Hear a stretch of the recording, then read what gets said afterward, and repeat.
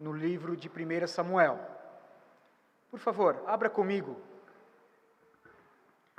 no texto de 1 Coríntios, capítulo de número 1.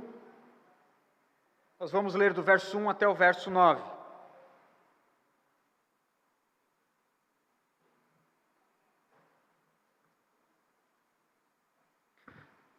Enquanto você abre, permita-me perguntar ao seu coração: o que você procura em uma igreja? Talvez você nunca tenha pensado nessa questão, mas é uma questão importante, você deve fazer essa pergunta. Separe um momento agora e pergunte a si mesmo: o que é uma igreja ideal? Talvez você possa dizer que uma igreja ideal, ela tem música excelente. Uma música que expressa treinamento, prática, excelência, onde todos os músicos, aqueles que fazem parte ali do louvor, todos eles são profissionais, com violão, com bateria, com guitarra. Você deseja esse tipo de louvor.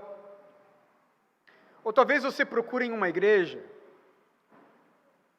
que tenha um louvor mais tradicional, de coro, talvez um pianinho ali no fundo, simplesmente regendo o coral da igreja. Talvez você procure em uma igreja que tenha um bom sermão, mensagens significativas,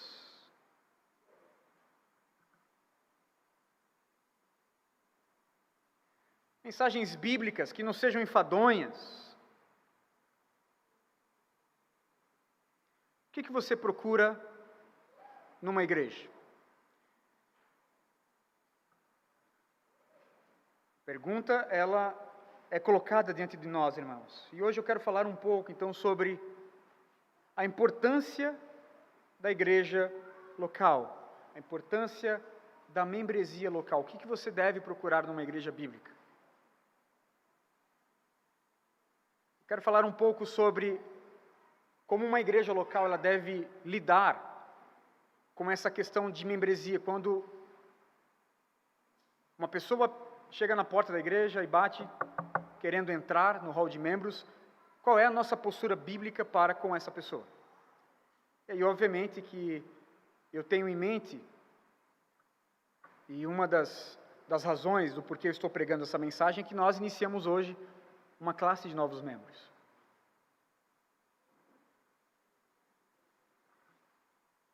Portanto, eu quero hoje falar um pouco sobre a importância da membresia local e tentar então entender a teologia e a prática da membresia da igreja. Vamos ler 1 Coríntios capítulo 1, do verso 1 até o verso de número 9. Diz assim a palavra do Senhor: Paulo, chamado para ser apóstolo de Cristo Jesus pela vontade de Deus, o irmão Sóstenes, a igreja de Deus que está em Corinto, aos santificados em Cristo Jesus e chamados para serem santos, juntamente com todos os que em toda parte invocam o nome do Senhor Jesus Cristo, Senhor deles e nosso. A vocês, graça e paz da parte de Deus, o nosso Pai, e do Senhor Jesus Cristo.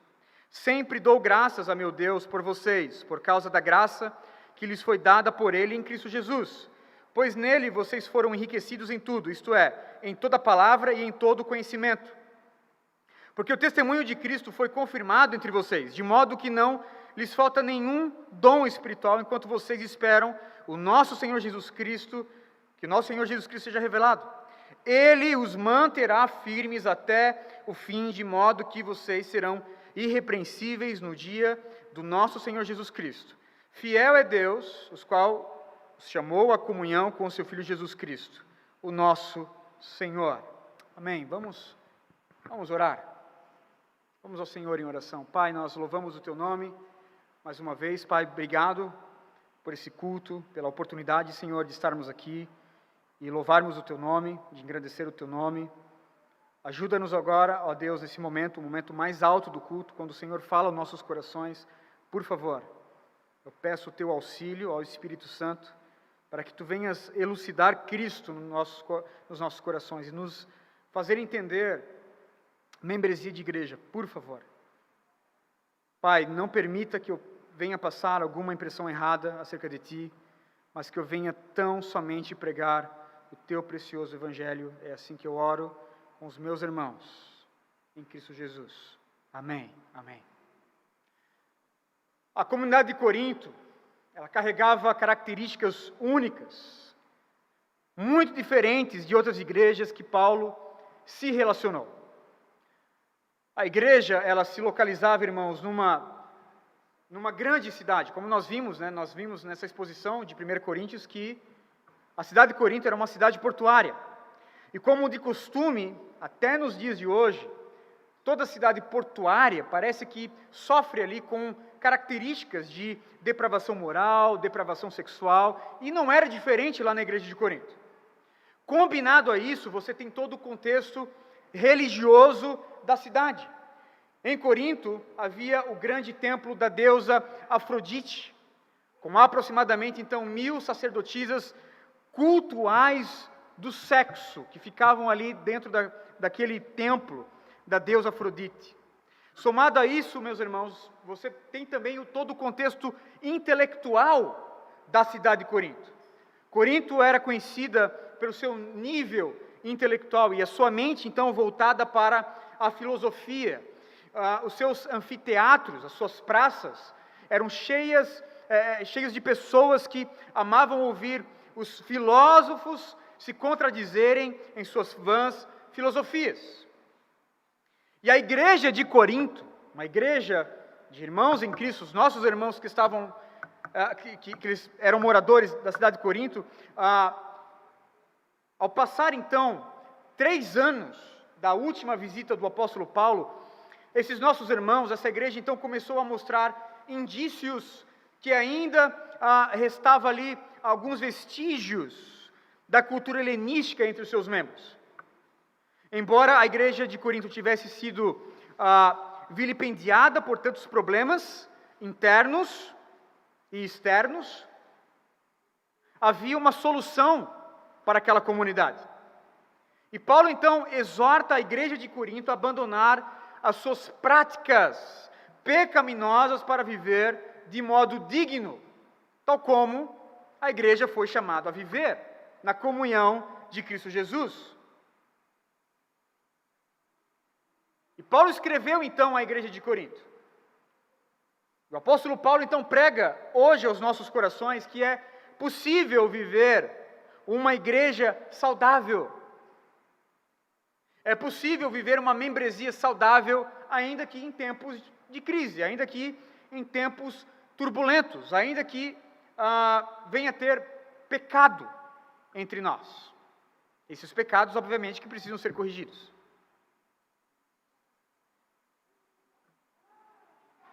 Nós podemos, irmãos, viver uma igreja saudável, ainda que com problemas internos. A pergunta não é se nós podemos, pois a Escritura nos exorta a ser uma igreja santa, uma igreja piedosa. A pergunta é como?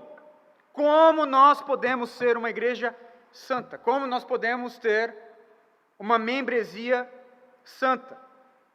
Como nós podemos ser uma igreja saudável em meio às nossas diferenças dentro da igreja local? E a primeira verdade está entre o verso 1 e 2. Nós podemos ser uma igreja saudável porque nós somos a igreja de Deus. Nós somos a igreja de Deus. O apóstolo Paulo, ele inicia sua epístola, sua carta, chamando aquela comunidade de igreja de Deus. Irmãos, aqui está o fundamento do porquê nós podemos viver piedade dentro da igreja, dentro da membresia da igreja. Nós somos a igreja de Deus, nós somos do Senhor Deus. A igreja não tem dono, não tem dona. A igreja não é de pastor, de padre, de papa. A igreja não é monopólio de ninguém. A igreja é de Deus. O apóstolo Paulo plantou muitas igrejas, irmãos. É considerado o maior de todos os missionários. Todavia, ele nunca se viu como dono dessas igrejas. a igreja de Deus. A obra do Senhor Deus, é o povo de Deus. Veja que homens espiritualmente mortos são ressuscitados para que, juntamente com outros homens, mortos espiritualmente, mas ressuscitados, possam ser um único povo de Deus. Esse é o objetivo da conversão. A conversão me torna membro do povo de Deus.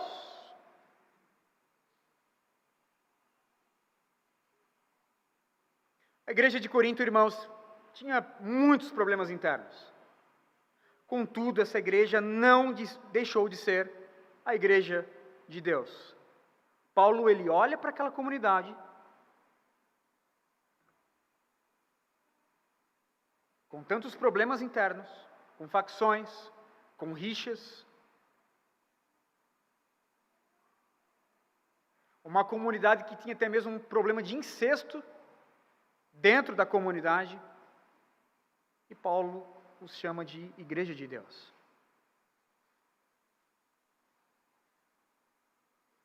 Com isso, irmãos, eu não estou dizendo que pecados eles deveriam ser tolerados. Pelo contrário, como igreja de Deus, o povo de Deus precisa resolver esses problemas. O que nós aprendemos então, irmãos? Que a igreja de Deus, ela não é imune a erros, ela não é imune a pecados entre os seus membros. Contudo, a igreja de Deus, ela não ficará indiferente a esses pecados. A igreja de Corinto realmente era uma igreja problemática, porém, ainda assim, era a igreja de Deus. A segunda verdade, irmãos, no verso 2, é que nós podemos ser uma igreja saudável, de membresia saudável, porque nós vivemos a santidade que provém de Cristo. Veja que Paulo também os chama de santificados em Cristo Jesus. Ora, ser igreja de Deus é ser separado do mundo para a santificação que provém de Deus. Ainda que com problemas internos, de diferentes naturezas aqui, Paulo os chama de uma igreja santa. E aí nós perguntamos, a igreja de Corinto era de fato, na sua essência, no quesito infalível, uma igreja santa? Será que a igreja era uma igreja imune ao pecado? Obviamente que não, irmãos. Mas Paulo lembra que a santidade deles não provém deles, mas de Cristo Jesus. Era na santidade de Cristo Jesus que a igreja de Corinto, então, poderia ser chamada de santa. Sem a santidade, sem a santificação que vem mediante a pessoa de Cristo Jesus, Paulo jamais poderia, então, chamar essa igreja de santa. O que é essa palavra santo, santa? Algo que é santo é separado. Separado. É separado principalmente do pecado, das coisas que são contrárias a Deus. É separado disso para o uso exclusivo do Senhor. O pecado é transgressão da lei. 1 João capítulo 3, verso 4. Portanto, nós somos separados da transgressão da lei mediante aquele que cumpriu toda a lei, Cristo Jesus. Como convertidos, membros do mesmo corpo, da mesma família, todos nós somos santificados, juntos, como igreja, por aquele que a chamou de santa. Nós não somos infalíveis, nós não somos impecáveis, não somos imunes ao erro, contudo, nós vivemos a santidade que provém de Cristo Jesus. Nós vivemos isso na nossa vida, no coletivo, na nossa comunidade, como povo de Deus, de tal maneira que Deus pode chamar a igreja de Corinto como uma igreja santa.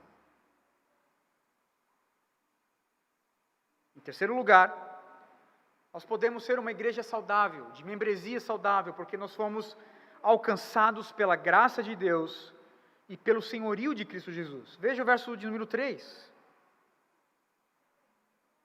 A vocês, graça e paz da parte de Deus, o nosso Pai, e do Senhor Jesus Cristo. Paulo ele vê a igreja complicada de Corinto como uma igreja alcançada pela graça de Deus, bem como pelo senhorio de Cristo Jesus. Por mais que a igreja tivesse diversos tipos de pecados, facções, partidos, imoralidade sexual, falsa espiritualidade, a igreja de Corinto poderia, pela graça de Deus, o nosso Pai, se submeter ao senhorio de Cristo Jesus. A obediência que o Evangelho requer da igreja, requer dos seus membros, só é possível por meio dessa dispensação da graça de Deus, por meio dessa graça que é derramada sobre nós. Se Deus não derramar a sua graça sobre nós, jamais, irmãos, vamos nos submeter ao senhorio de Cristo Jesus.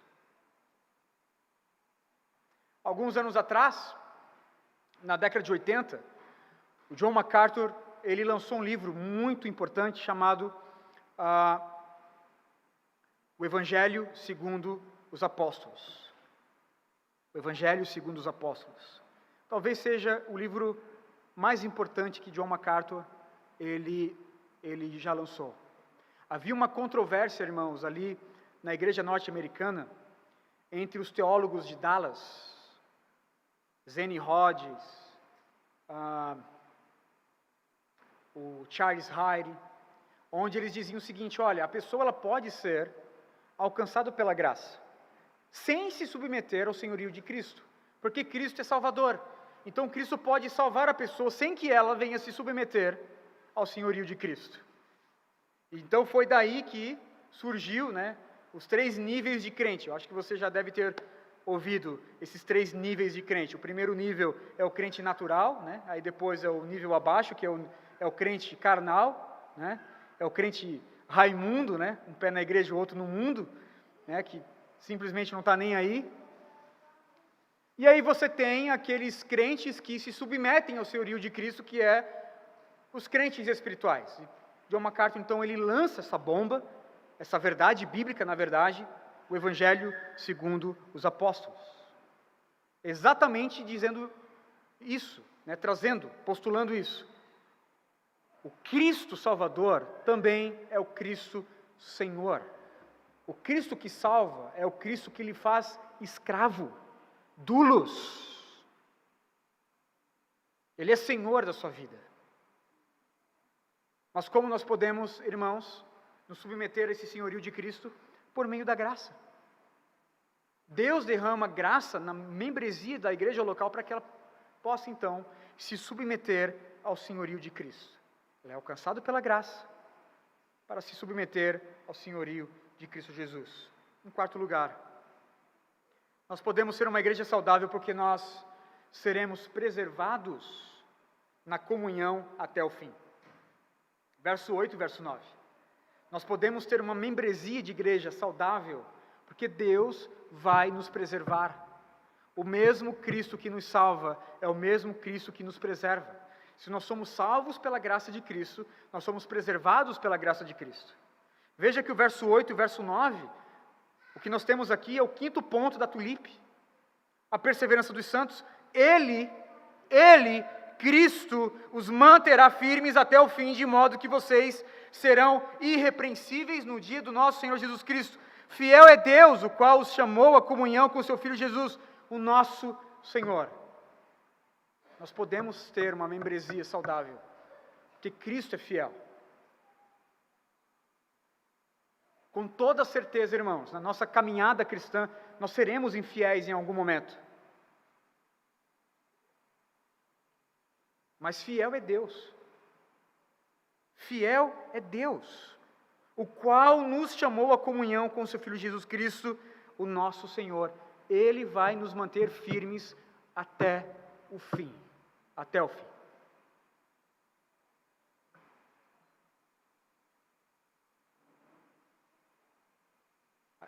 Até aqui foi a exposição bíblica. Agora eu quero falar um pouco sobre a praticidade da membresia. Para tentar então entender, irmãos, as nossas responsabilidades individuais e coletivas como membros de uma igreja, nós precisamos responder 3 perguntas fundamentais. Primeiro, o que é uma igreja? O que é uma igreja? Segundo, o que é membresia de igreja? Em terceira pergunta, com o que os membros se parecem? O que é uma igreja? O que é membresia de igreja? E com o que os membros se parecem? Primeira pergunta, o que é uma igreja? O que é uma igreja? Irmãos, quando nós falamos sobre o que é uma igreja, quando tratamos sobre igreja, nós não estamos tratando sobre o prédio da igreja. O prédio da igreja pode ruir. O prédio da igreja pode se desintegrar, pode ser consumido pelo fogo, por exemplo, como aconteceu com aquela igreja lá de Notre Dame, né? Em Paris, na França. Contudo, a igreja de Cristo, ela é triunfante e será então preservada até o fim dos tempos.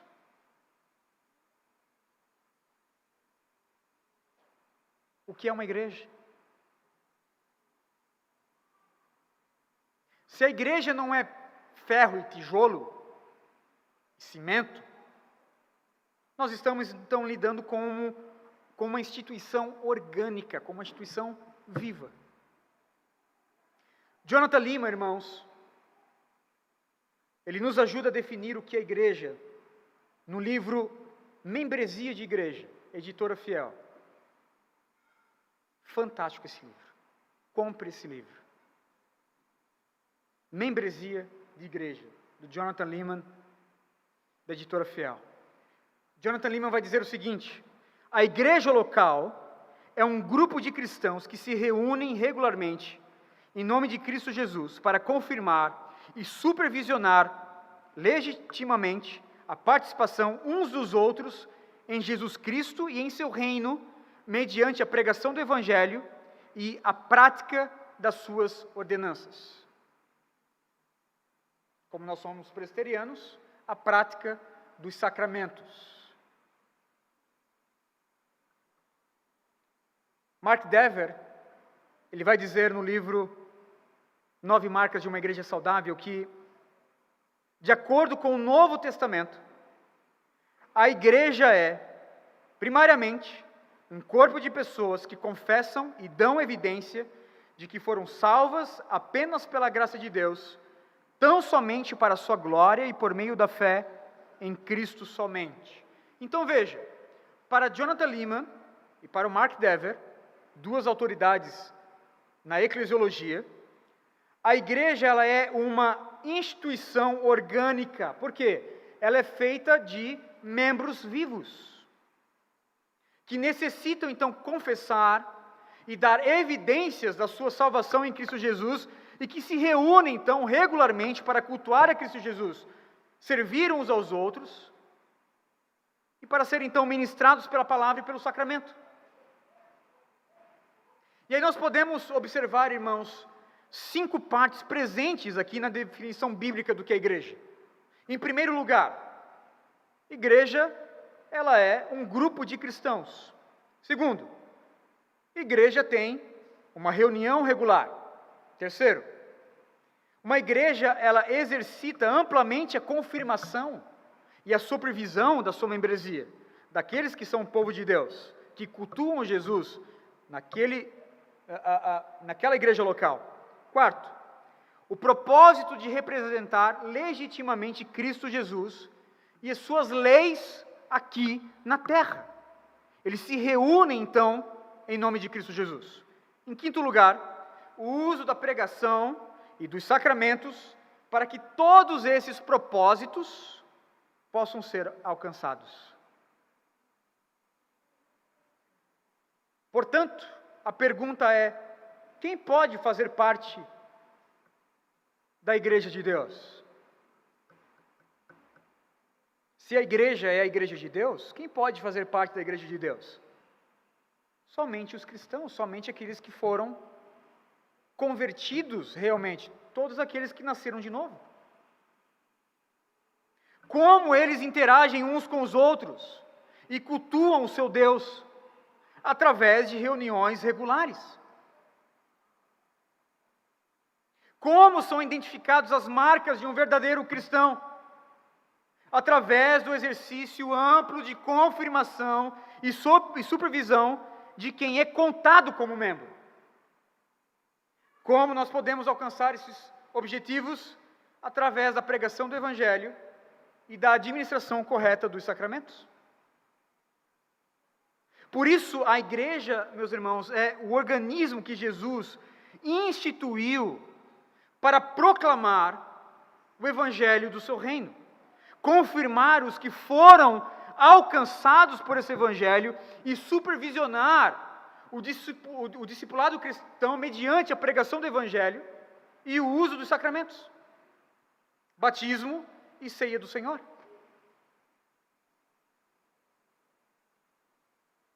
Isso é a igreja. Um organismo vivo de Cristo Jesus, que foi alcançado, um grupo de pessoas que foram alcançadas pela mensagem do Evangelho, que se reúnem regularmente, que servem uns aos outros, que estão debaixo de uma supervisão da membresia da igreja, e que fazem uso do sacramento da ceia e do batismo, a fim de constantemente alcançar esses objetivos. Segunda pergunta: o que é membresia de igreja? O que é membresia de igreja? Por que a membresia da igreja é tão necessária, irmãos? A membresia da igreja é uma declaração pública que este membro, alcançado pela graça de Deus, pertence ao reino de Cristo. Ser membro de uma igreja não é simplesmente aparecer todo domingo no culto. Apesar que os membros necessitam, então, estarem presentes no dia do Senhor, no culto público. Mas ser membro de uma igreja é mais do que isso. Ser membro de uma igreja é ser mais do que um simples simpatizante. Um simpatizante do culto, cantar os nossos hinos, ouvir o Evangelho, contribuir. Apesar que todos os membros cantam, todos os membros ouvem o Evangelho, todos os membros contribuem para a promoção do Evangelho.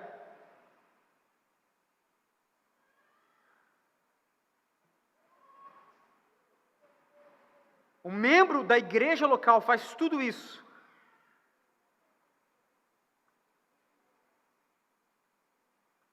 Mas o faz como reconhecido, como um cristão genuíno. E parte então deste grupo determinado, chamado igreja local.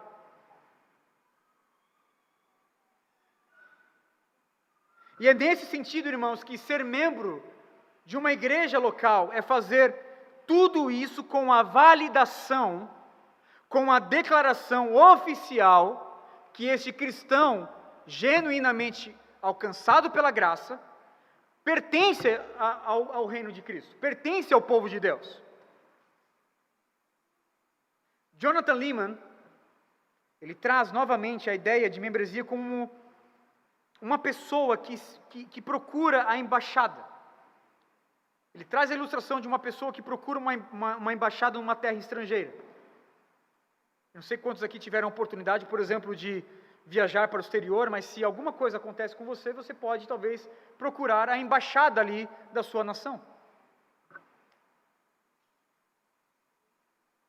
A igreja não é o reino de Cristo, mas uma embaixada deste reino. E o que é uma embaixada, irmãos? Uma embaixada é uma instituição que representa uma nação dentro de uma outra nação. Uma embaixada declara interesses do país de origem em relação ao país anfitrião e protege os seus cidadãos de origem que moram naquela nação anfitriã.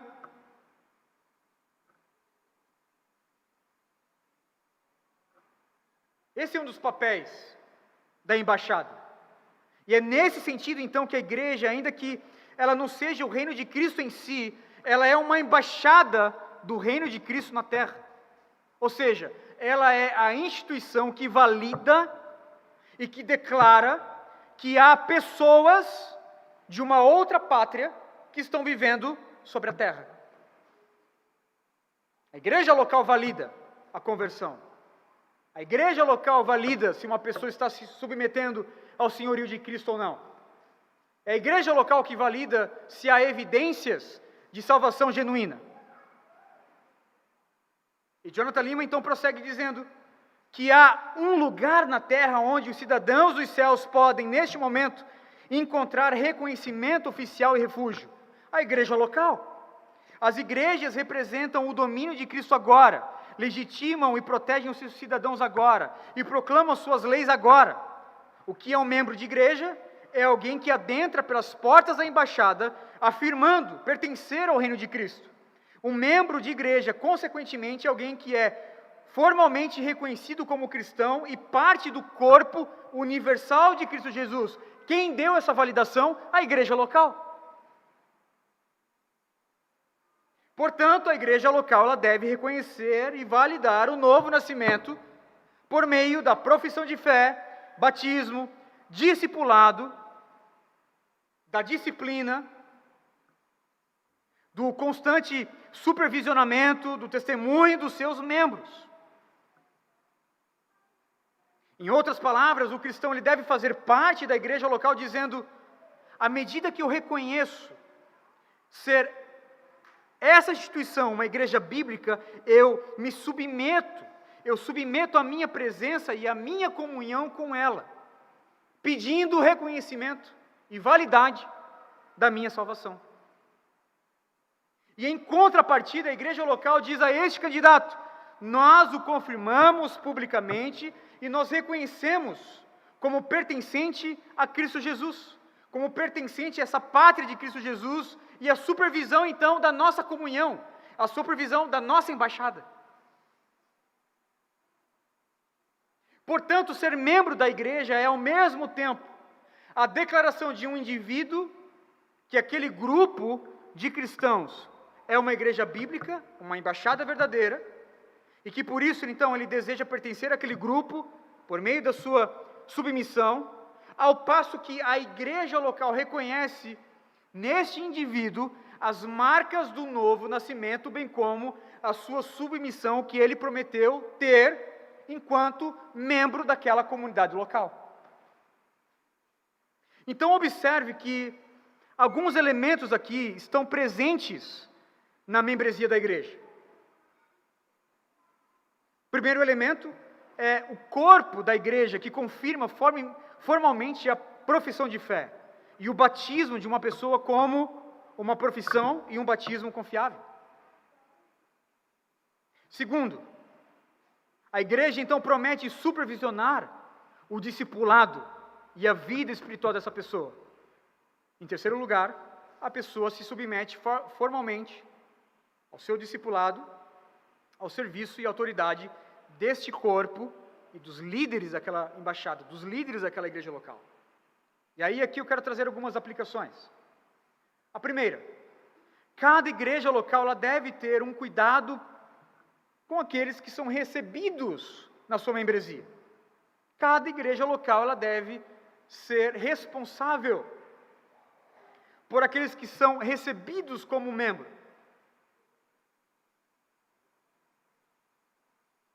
Receber pessoas sem que antes mostrem sinais visíveis de genuína conversão é uma tentativa de redefinir a igreja de Cristo. Uma vez que uma igreja local ela não tem critérios bem estabelecidos para definir os limites de quem está dentro e quem está fora, onde Você não tem ali uma supervisão das marcas de uma genuína conversão? Crentes incrédulos são nivelados juntos. Crentes incrédulos vão pertencer ao mesmo grupo. Vão pertencer ao mesmo hall de membros.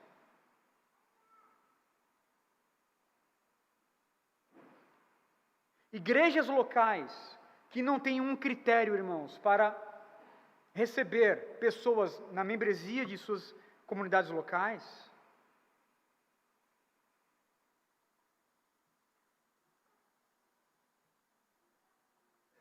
elas vão abrir a porta para incrédulos, elas vão abrir a porta para pessoas que não nasceram de novo. E aí, obviamente, que você vai ver escândalos, você vai ver que a loucura do Evangelho não vai ser uma loucura de Deus para a salvação desses incrédulos, pois a comunidade, a fim de ser simpatizantes com aqueles que buscam, afrouxou a sua natureza e a sua singularidade, de modo que não há mais diferença entre o crente e o incrédulo. Todos são colocados juntos no mesmo grupo. Nas últimas décadas, irmãos, a igreja tem flertado com a ideia de que é plausível abraçar o incrédulo e colocá-lo dentro da igreja, para que dentro da igreja esse incrédulo venha a ser convertido. Em outras palavras, o incrédulo, a ideia é que o incrédulo ele vai se envolvendo com a igreja em todos os elementos de culto, nas demandas do serviço local, na esperança de que ele, enquanto envolvido com a igreja, como membro de igreja, ele venha então ser convertido, de forma genuína. E a mentalidade é pertencer antes de crer. Olha só, eu pertenço a uma igreja local e depois eu vou crer em Cristo Jesus. É pertencer para crer. Qual o resultado disso, irmãos? Você vai ter problemas sérios aí. Talvez o primeiro problema que isso vai gerar é que essa mentalidade de pertencer e depois crer vai confundir aqueles que são genuinamente convertidos. Vai confundir os crentes. Os que estão dentro e são convertidos são genuinamente contados junto com aqueles que não são cristãos. Ambos estão gozando ali dos mesmos privilégios de pertencer àquela comunidade. O que isso vai gerar, irmãos? Isso desencoraja e desanima quem foi genuinamente convertido. Aqueles que estão obedecendo a Cristo Jesus, mediante a graça. Cristãos genuínos serão, na verdade, encorajados a se envolver com o mundo como o incrédulo se envolve. Por quê? Porque na igreja local, simplesmente, eles são nivelados juntos. Não há disciplina bíblica. Haja vista que incrédulos são colocados dentro da comunidade. E são recebidos semelhantes àqueles que são genuinamente convertidos. Então, o primeiro problema é que isso confunde aqueles que são realmente crentes. E segundo, isso vai confundir também os incrédulos. Colocar incrédulos para dentro da comunidade e contá-los como membros, sem restrições e definições claras, obviamente que a comunidade não vai dar, irmãos, uma imagem clara da vida cristã, da obra de Cristo, da obra da santificação, da obra de transformação que Cristo faz na alma humana. Na cabeça do incrédulo, todo mundo faz parte da mesma família, somos todos irmãos. E por que ele pensa assim? Porque ele já faz parte da igreja local. E dessa forma, então, o incrédulo ele vai ficar confuso nas pregações, quando uma pregação vai tocar no tema da obediência, no tema da santidade, no tema da piedade. Geralmente, igrejas que são frouxas para receberem qualquer tipo de pessoas, nem tocam nesses assuntos, né? Mas se tocarem, vai confundir os não convertidos. Eu gosto de usar, irmãos, a ilustração de que a porta da igreja local para a membresia, ela não pode estar nem aberta, escancarada e nem fechada. Ela precisa estar entreaberta e com os presbíteros ali. Alguém que chega para ser membro, desejando ser membro, ele vai bater na porta. Os presbíteros vão olhar para fora e vão perguntar: quem é você? Quais são as suas credenciais? Veja, é alguém recorrendo a uma embaixada. Quais são as suas credenciais? Quais são os seus frutos? Quais são as evidências de conversão? A segunda pergunta, irmãos: com que os membros se parecem? Com que os membros se parecem? Na verdade é a terceira pergunta, né? Com que os membros se parecem? A Bíblia ela constantemente traz algumas imagens para ilustrar a natureza da membresia da igreja. Imagens que ilustram a natureza da igreja e imagens que também ilustram a responsabilidade da igreja local, da membresia local. Talvez as três principais descrições de igreja, a Bíblia chama a igreja de família. Família. A igreja local de família. De fato, meus irmãos, nós somos muito mais do que um ajuntamento de um grupo que se reúne toda semana. Bem da verdade, nós temos muito mais em comum do que concordâncias teológicas. Por quê? Porque a igreja local, ela é descrita como uma família. E o que essa metáfora, essa ilustração fala aos nossos corações? Falar sobre família é falar sobre intimidade relacional, sobre identidade aqui compartilhada. Em toda família saudável você vai ter esses dois elementos. Seus membros, os membros daquela família têm uma intimidade uns com os outros e constantemente têm um relacionamento afetivo uns com os outros. Ora, eles compartilham da mesma identidade e filiação, eles pertencem ao mesmo Pai. E aí, quando nós pensamos sobre família, por exemplo, logo nós pensamos os seus membros sentados em volta da mesa. Ou talvez sentados juntos num sofá. Ou mesmo se dirigindo a um local, todos juntos no mesmo carro. Ou num culto doméstico. Ou seja, você tem ali um ajuntamento, você tem uma identidade compartilhada, uma afeição compartilhada. O que é isso, meus irmãos? Isso é uma intimidade relacional de pessoas que compartilham a mesma identidade.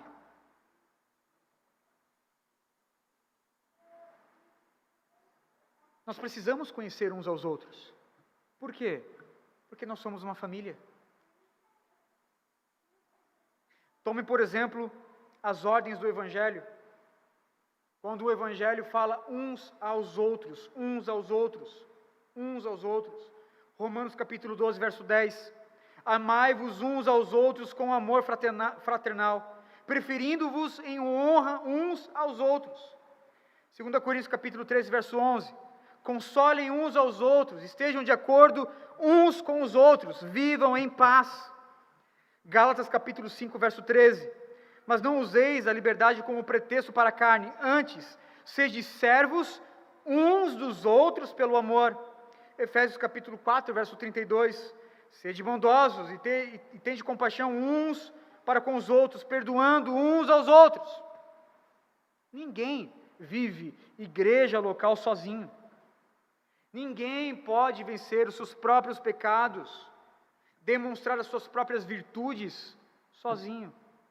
Todos são chamados a viver a vida cristã para o outro. Por isso a Bíblia ilustra a igreja local como uma família. Segunda ilustração, a Bíblia chama a igreja local de corpo. A igreja é corpo. E corpo é constituído de membros. Membros diferentes, membros que possuem tarefas diferentes. Falar sobre corpo é falar sobre membros.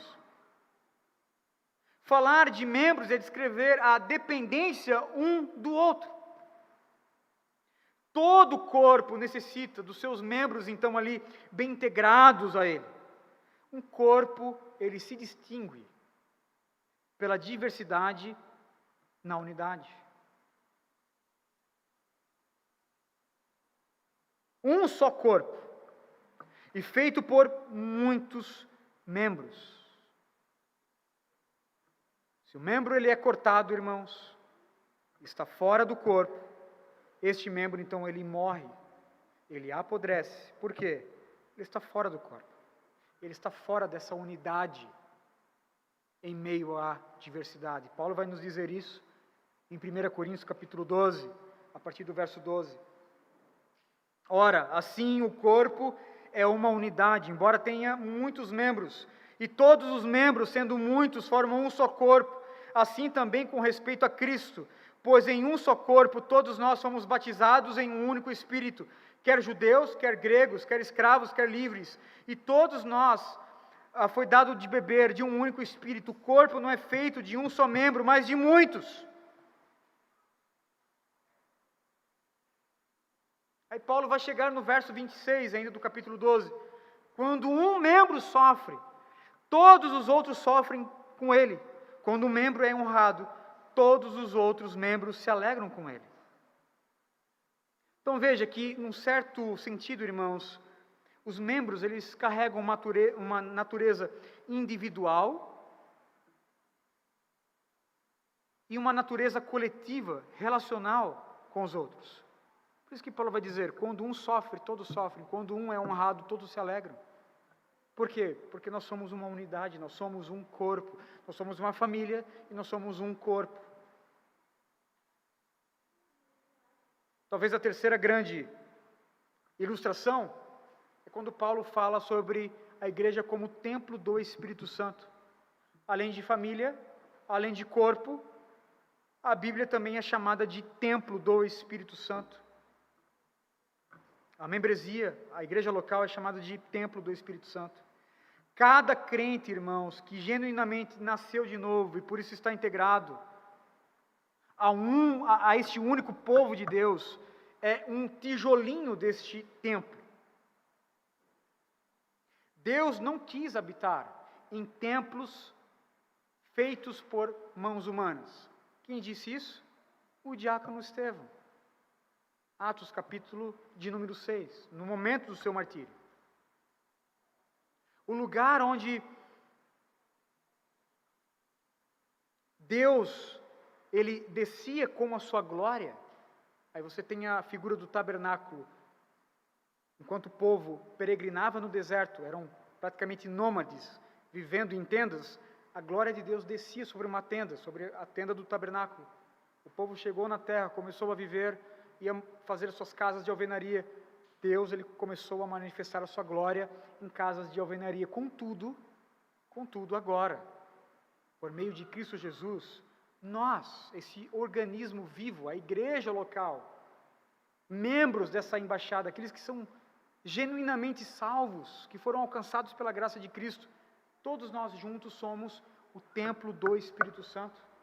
Deus não se manifesta mais dentro de lugares, Deus se manifesta na igreja. Nós somos o templo do Deus triuno. Portanto, irmãos, nós precisamos entender o quão importante é a membresia de igreja. Se nós desejamos viver uma igreja saudável, nós precisamos reconhecer essas marcas distintivas aqui de um coração regenerado para validar a entrada de uma pessoa dentro da igreja local, na membresia da igreja local.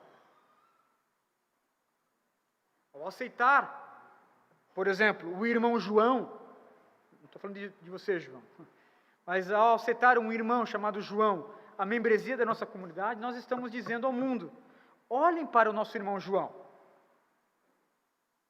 João tem a autorização formal para representar Jesus, para testemunhar da glória de Jesus. Ouçam João. Ouçam João porque ele é cristão e é membro da nossa comunidade, nós validamos isso.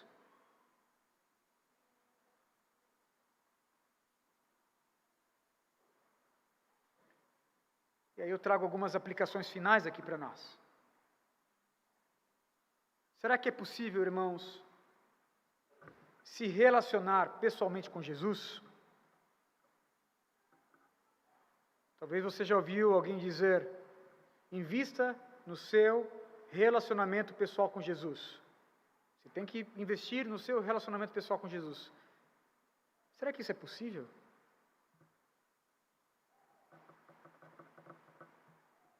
Procure, acima de tudo, um relacionamento pessoal com Jesus.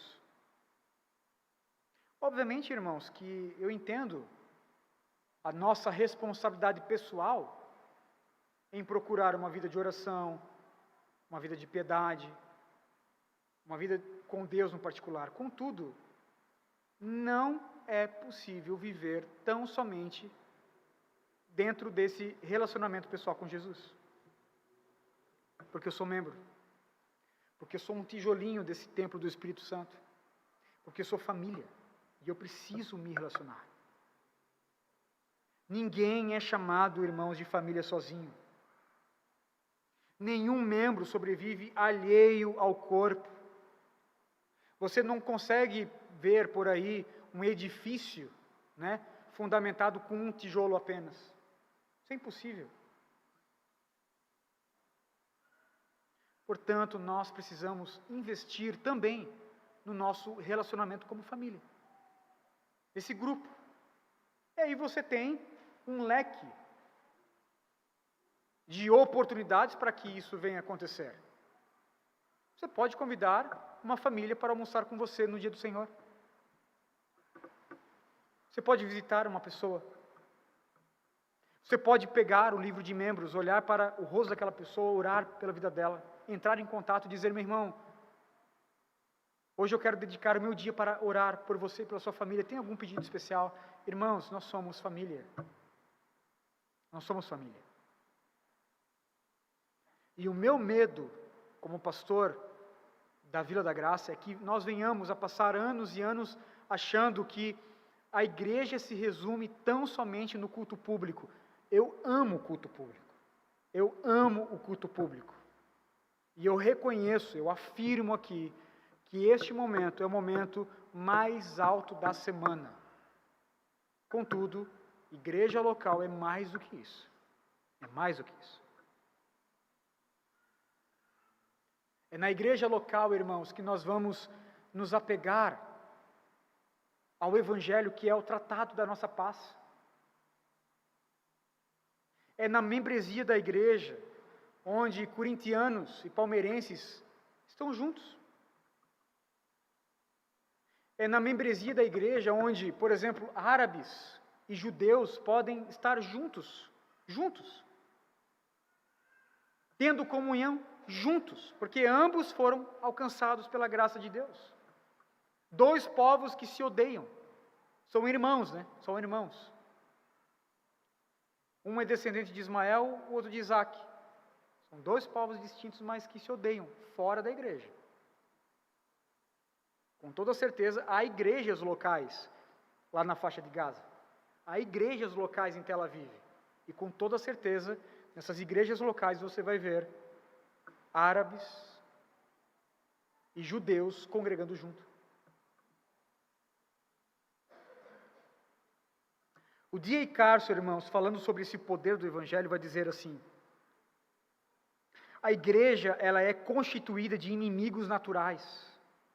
O que nos une não é o mesmo nível educacional, uma mesma raça, um mesmo padrão de vida, uma mesma posição política, uma mesma nacionalidade, um mesmo sotaque, um mesmo emprego, qualquer outra coisa do tipo. Os cristãos se unem porque foram todos salvos por Jesus Cristo. Eles são um bando de inimigos naturais que se amam por causa de Jesus. É o que D.A. Carson vai dizer. Nós somos um bando de inimigos naturais. mas nós nos amamos por conta de Cristo Jesus. Amém, irmãos? Por isso nós precisamos ser muito cautelosos, responsáveis com membresia de igreja. Aqueles que já são membros, com aqueles que estão chegando, como também a própria igreja local, entre os membros, nutrir e cultivar esse relacionamento de família. Nós somos uma embaixada. Viver igreja local e dizer, nós não somos daqui, nós não somos dessa pátria. Nós estamos peregrinando por essa pátria, mas todos nós, membros da igreja local, nós somos cidadãos de uma outra pátria. De uma outra pátria. Se nós queremos viver bem nessa pátria aqui anfitriã, planeta Terra, nós precisamos amar uns aos outros e viver membresia de igreja local. Tudo isso é possível por meio do poder de Cristo Jesus. Amém? Vamos orar? Vamos orar. Pai, nós louvamos o Teu nome nessa noite. Louvado seja o Teu precioso nome, Senhor. Graças nós Te damos, porque o Senhor nos chamou, todos nós, homens, mulheres, crianças, a Tua família, Senhor, para viver essa comunidade local, os Teus eleitos para viver a Tua igreja local, Senhor. Nós somos chamados para validar pela comunidade local que nós somos salvos, que nós carregamos marcas da graça de Cristo. Ó bendito Deus, eu louvo o Teu nome. Ajuda-nos, ó Deus, a viver uma membresia saudável para a glória do Teu nome, Senhor, e para a nossa alegria. É assim que nós oramos em Cristo Jesus.